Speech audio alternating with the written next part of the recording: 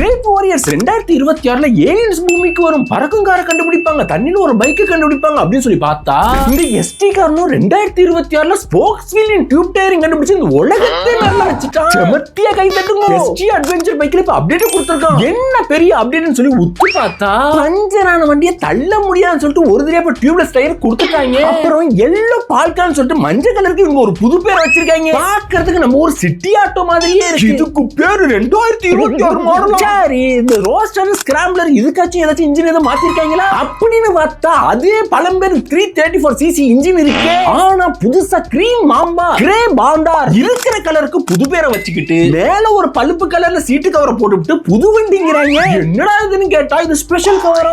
ஆமா, இந்த சீட்டு கவர்ல உட்கார்ந்தா வண்டி என்ன பெட்ரோல் இல்லாம பறக்கவா போகுது. சரி, இந்த ஸ்டிக்கர் பெயிண்ட் சீட்டு கவர் மாத்திர மாபெரும் கண்டுபிடிப்புக்கு என்ன விலை? எல்லாம் பழைய விலையை காட்டிலும் கூட தானே. பழைய வண்டிக்கே புது பெயிண்ட் அடிச்சு புது அப்டேட்ங்கறாங்க. திருந்த மாட்டாங்க.